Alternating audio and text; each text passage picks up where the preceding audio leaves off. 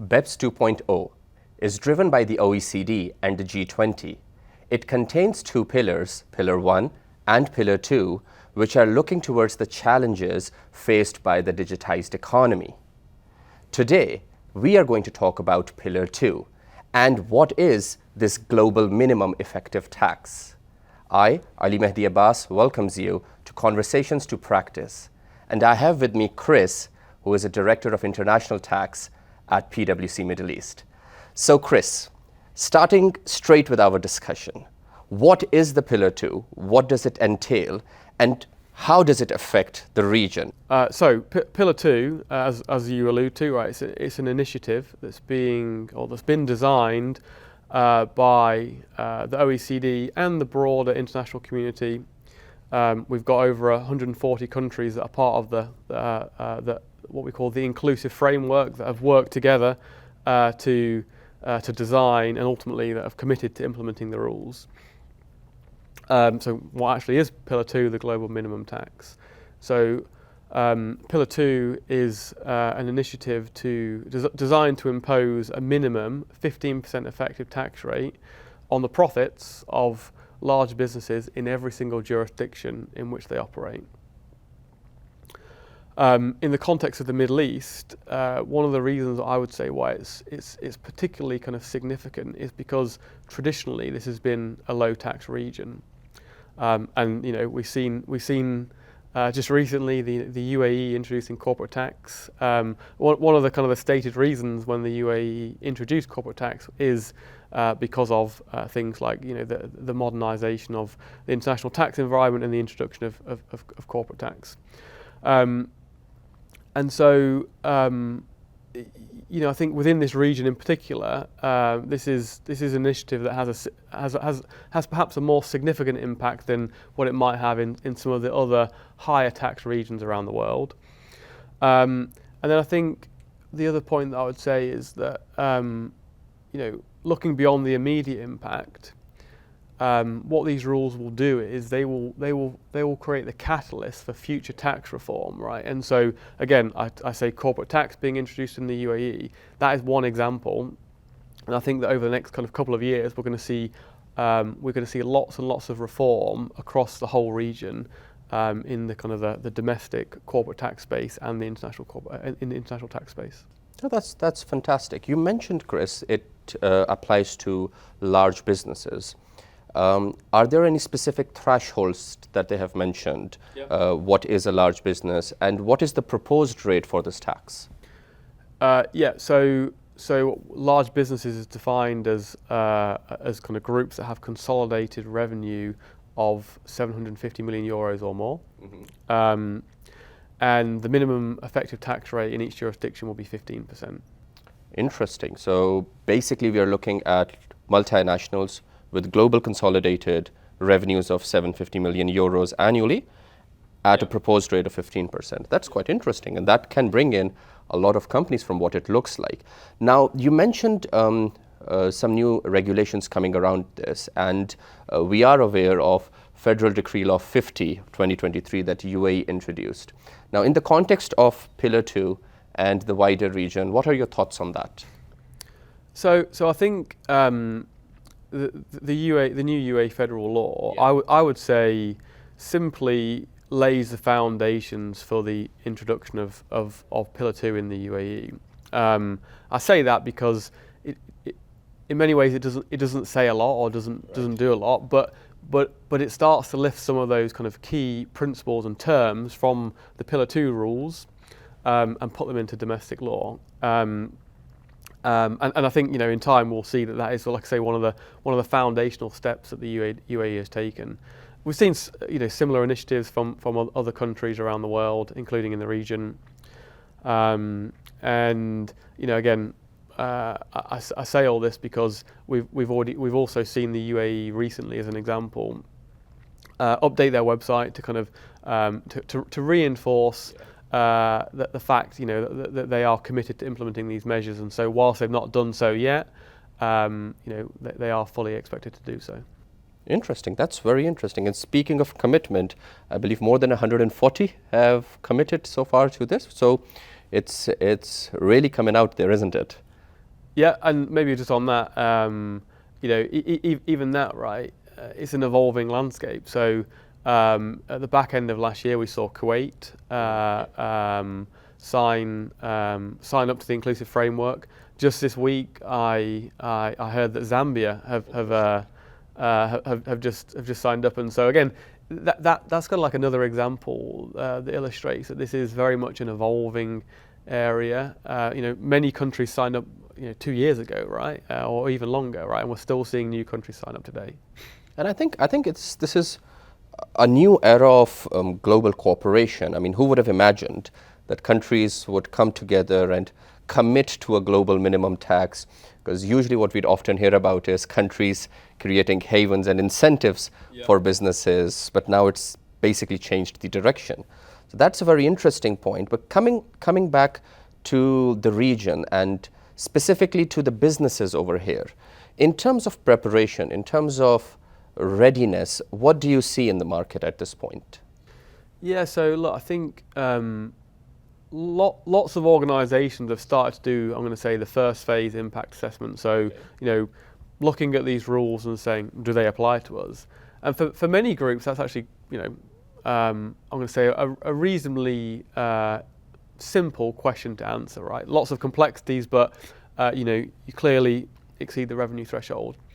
There are, however, lots of examples that we see where, when you actually get into the details, understanding exactly how they apply and what your group is actually quite complicated, and it's not always the case that you have a single listed holding company that defines your group. So I think a lot of work has been done already in the region around starting to think about that.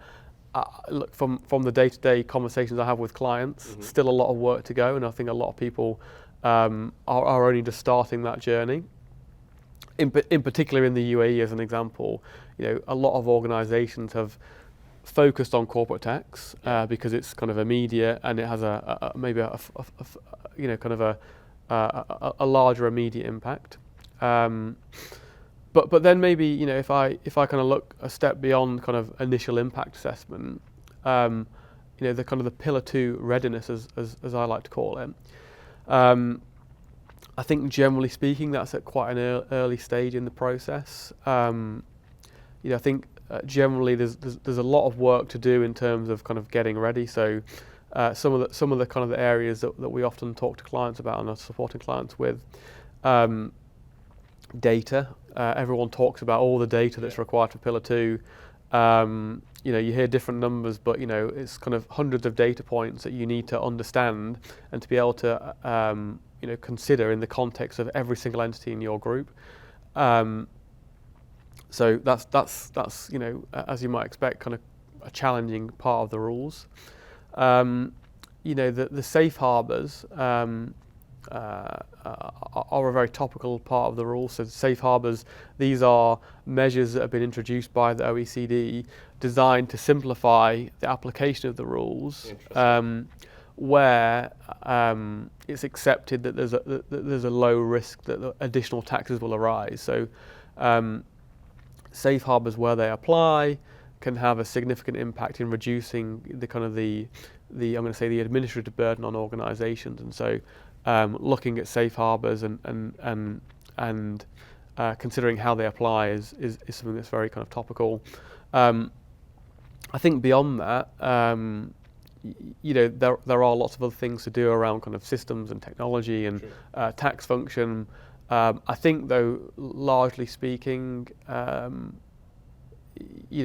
kind of seen as a little bit further out generally, and I think it's important that organisations start to think about it. But there's probably kind of more immediate areas for most organisations to start thinking about.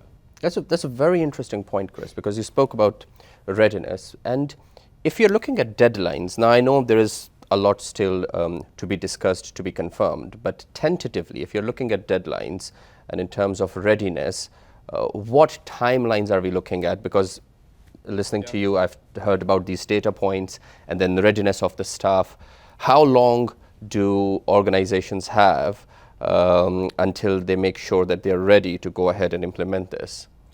Yeah, that's actually a very interesting and topical question, right? For many reasons, right? So, I'll start with kind of the deadline that's effectively imposed, that will be imposed by the implementation of the Pillar 2 rules. And so, the first financial year where the rules can apply is essentially kind of 2024. Okay.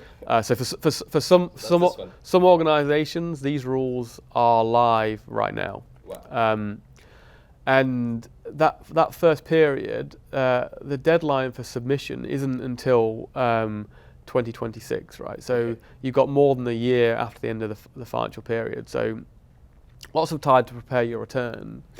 But to maybe kind of bring it a bit, kind of closer to home, kind of more immediate deadlines for the listed groups out there, or any group that kind of prepares kind of quarterly financial statements. Let's say Q1 2024, if you're a group and you're in scope of Pillar 2, you need to think about, do you have to recognise the impact of this in your financial statements?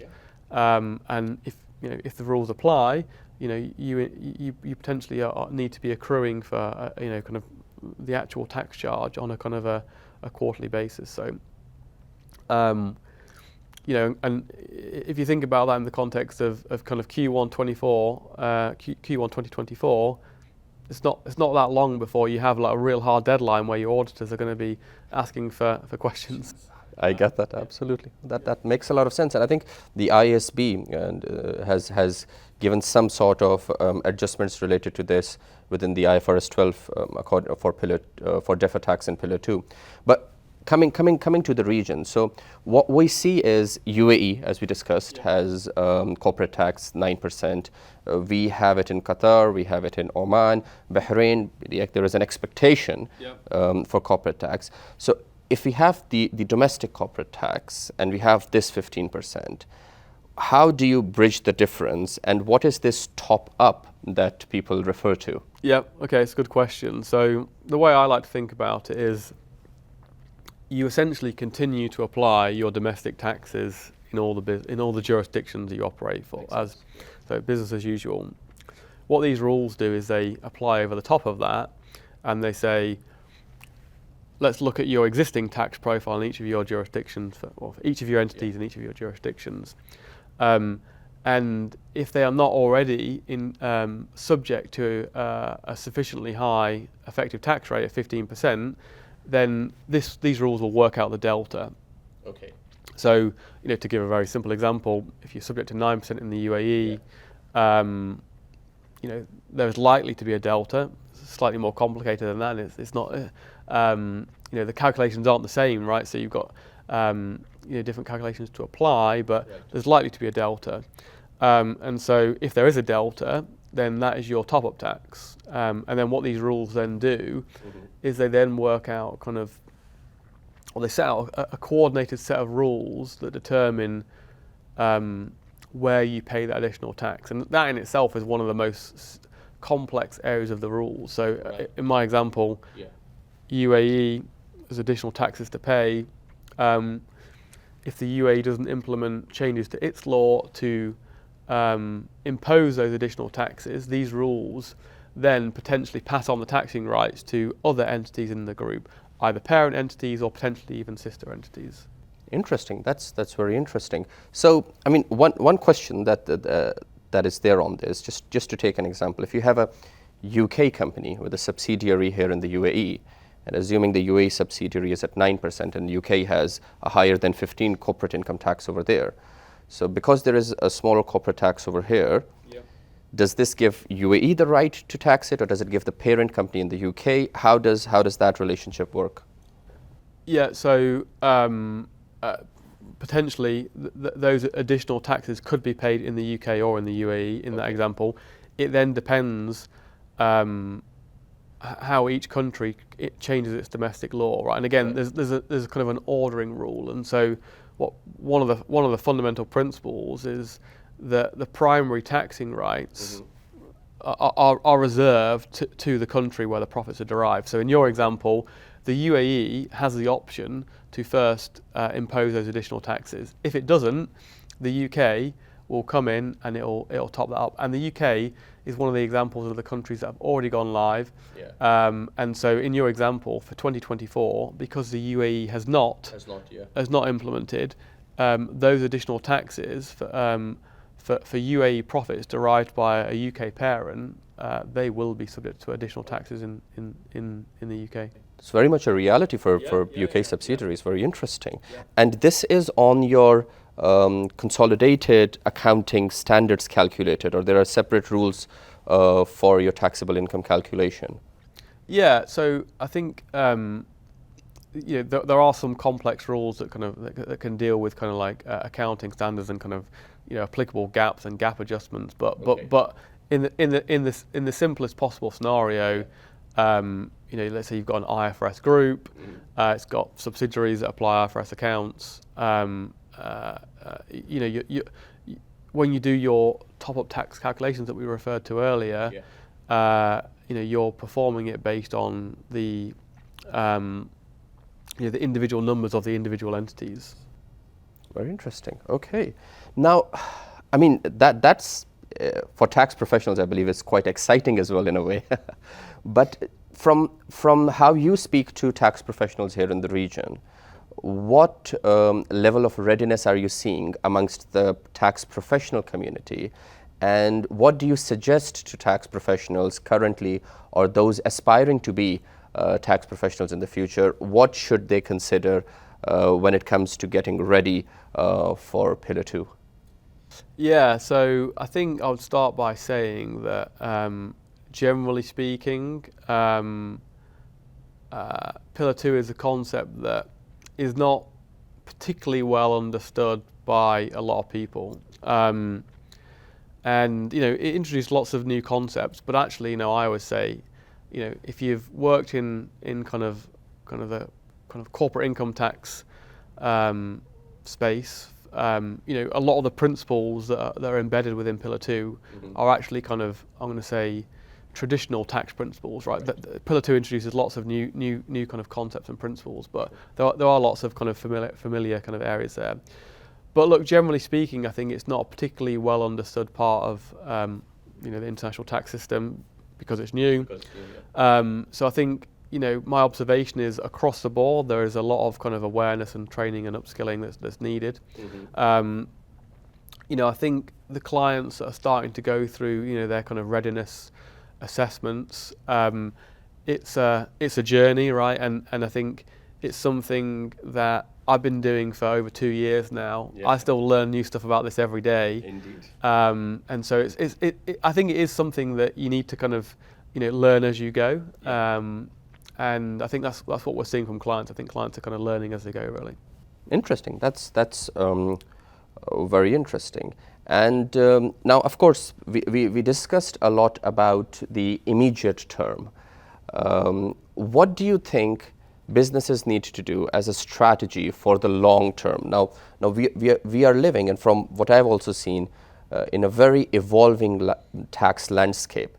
Tax is evolving a lot here in the Middle East region, and globally with Pillar 2, it's evolving. So what in your opinion is a long-term strategy that business should have to make sure that they navigate carefully, effectively and efficiently through this changing tax regimes? Yeah, okay, so that is a very good question, right? So I think I talked a bit earlier on about data, right? So I think the amount of data that's required, for the entire group is, I'm going to say, something that will ultimately drive my answer to your question, right? And so because there's so much data and because it's also new and there are lots of complexities within it, I think it puts an emphasis on kind of on the people side of things, right? So you need people that actually understand the rules, right? Sure, and so kind of training, awareness, whether that's for tax people that need to kind of manage and kind of implement these processes and kind of compliance with these measures, or whether it's for finance people that are not traditionally tax people but are going to have a role to play, right? Because they understand the data and they're going to be part of the implementation. So kind of training and awareness for people is critical. I think having control over your data and your strategy around data, I think is gonna in time become a key pillar. I think there is no simple one size fits all. Do this and everything will work out. So I think having a data strategy and how you manage all the data requirements will be important. I think that naturally leads on to things like systems, because data naturally comes from systems. It probably doesn't, or it almost certainly doesn't come from a single system. It's going to come from multiple systems, and so how do you kind of collate all that, store all that, and manipulate all that? And I think one of the trends I think that we're starting to see is that organisations are starting to realise that there's all this data, and it's kind of shining the light on the need to have, I'm going to say, more sophisticated tax systems that can deal with data, that can manage the data, and that can store the data. So I think kind of systems and technology, again, as an overarching theme, will be important. Again, not a one-size-fits-all approach. There are considerations for, like I say, data, but there's also considerations on the back end, and what do you do with that data? How do you kind of calculate what your kind of pillar 2 implication is? And again, we as PwC have developed our kind of pillar 2 engine that's designed to do exactly that, right? That's kind of got all the pillar 2 rules built into it, and that's kind of maintained centrally. There are, of course, other kind of players in the market and kind of technology providers that are building their own systems as well. And again, I think because of the complexities of the calculations, that part of kind of technology and systems will be important too. That's a very interesting point. I think what you've very rightly mentioned, that it all comes down to systems, technology, and people. Yeah. Now, on that note, one very interesting point that you raised is the importance of finance and accounting professionals to now be more involved in taxation, because we've seen that with the UAE corporate tax as well. In fact, not following the IFRS or the accounting standards correctly is now a violation of the corporate income tax code. So I think with Pillar 2 as well, the importance of your typical financial reporting, your accounting professional, has very much increased. And I believe that it's important for them as well to be up to speed with tax, to be up to speed with what are the requirements for taxation. Yeah. Now, on that note, Chris, do you have any final thoughts that you'd like to share with everyone listening to us, whether they're finance or tax professionals or otherwise? So I think takeaway thoughts for me are Pillar 2, it is live for many organisations already. Sorry, let me start again. Yeah, okay. Yep. So final thoughts from me. Number 1, Pillar 2 is live for many organisations already, effective from 1 January. Number 2, I would say this is undoubtedly going to be the catalyst for further tax reform across the region, and so this is very much kind of the start of the journey. Number 3, I would say it's very much going to increase the burden on both finance and tax teams. And really that kind of emphasises the need to put an implementation plan in place and start to prepare for the impact of Pillar 2. Perfect. Thank you so much for that, Chris. Everyone, we all heard Chris, and he said put a plan in place. And I think that's a very important point, because now for some countries Pillar 2 has become live, and for some we are expecting it to be live in due course. It is important to understand what it has and see how it affects us, how it affects our organizations, and what can we do about it to support the organizations as well as to support our own careers. On that note, I would say goodbye from Ali Mehdi Abbas and Chris, and we will see you again at our next podcast, Conversations to Practice. Thank you very much, everyone. Thank you, Chris, buddy.